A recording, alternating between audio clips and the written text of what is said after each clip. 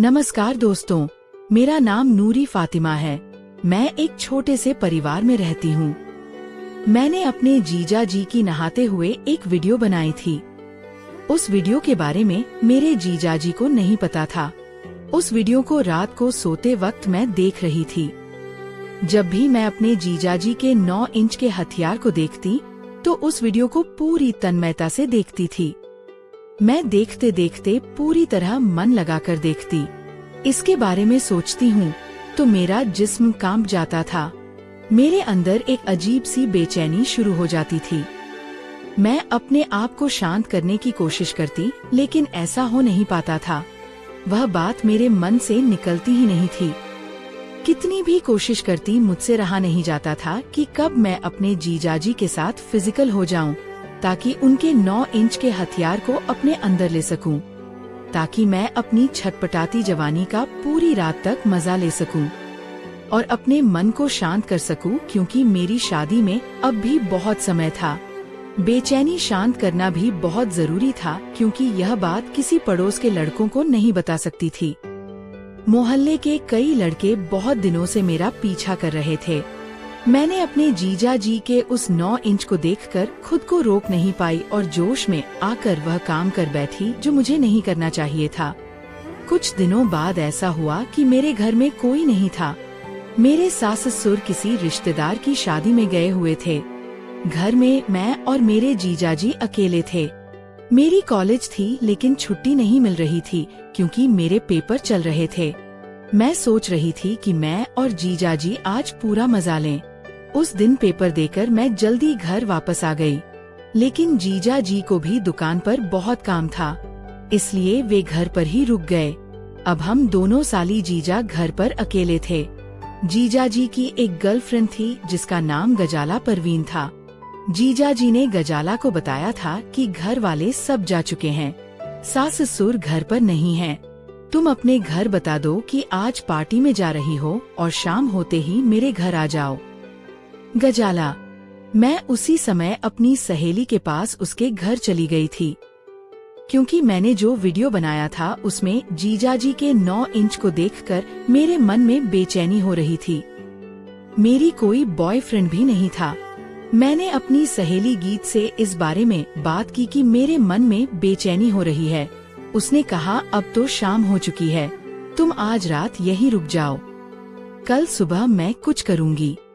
मैं उसकी बात मानकर रात उसके घर रुक गई। मैं और जीजाजी मेरे ही कमरे में कुछ देर बातें करते रहे। मीरा हमेशा से एक सादी, शांत और सपनों में खोई रहने वाली लड़की थी। छोटे से कस्बे में रहती थी जहाँ हर कोई एक दूसरे को जानता था। उसके दिन किताबों और संगीत में गुजरते थे। उसे कहानियाँ पढ़ना बहुत पसंद था, लेकिन उसने कभी नहीं सोचा था कि एक दिन उसकी जिंदगी खुद एक कहानी बन जाएगी। वो दिन भी किसी आम दिन की तरह शुरू हुआ था, जब उसने कॉलेज की लाइब्रेरी में पहली बार आर्यन को देखा। आर्यन दिल्ली से ट्रांसफर होकर आया था। हैंडसम, आत्मविश्वासी और हर किसी का ध्यान अपनी ओर खींच लेने वाला। मीरा ने सोचा, ऐसे लोग हमारी दुनिया से अलग होते हैं, पर किस्मत को कुछ और ही मंजूर था। अगले दिन प्रोजेक्ट असाइनमेंट के लिए प्रोफेसर ने मीरा और आर्यन को एक ही ग्रुप में डाल दिया। शुरू में दोनों में ज्यादा बात नहीं हुई, बस काम की बातें। लेकिन धीरे धीरे जब दोनों साथ बैठकर रिसर्च करने लगे तो बातों का सिलसिला लंबा होता गया। आर्यन को मीरा की मासूमियत और ईमानदारी पसंद आने लगी। वही मीरा को आर्यन की बेफिक्री और हंसमुख स्वभाव ने आकर्षित किया। एक दिन कैंपस की झील के पास बैठकर आर्यन ने पूछा, मीरा, तुम इतनी चुप क्यों रहती हो? मीरा मुस्कुराई, क्योंकि कुछ बातें कहने से बेहतर महसूस करने लायक होती हैं। आर्यन ने कहा, और मैं चाहता हूँ कि तुम मुझे महसूस करो। उस पल मीरा का दिल जोर से धड़का, लेकिन उसने कुछ नहीं कहा, बस आसमान की ओर देखा और मन ही मन मुस्कुरा दी। वक्त बीतता गया और दोनों एक दूसरे की जिंदगी का हिस्सा बन गए। लाइब्रेरी की खामोशी में उनकी हंसी गूंजने लगी और कॉफी शॉप की हर मेज पर उनकी यादें बस गईं। आर्यन ने मीरा से कभी सीधे अपने दिल की बात नहीं कही, पर उसकी आंखें सब कह देती थीं।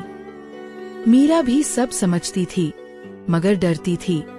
कहीं ये रिश्ता अधूरा न रह जाए। एक शाम आर्यन ने मीरा को फोन किया।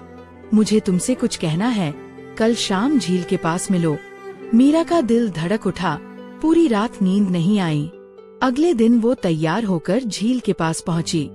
सूरज ढल रहा था, हवा में ठंडक थी और आर्यन हाथ में एक गुलाब लिए खड़ा था।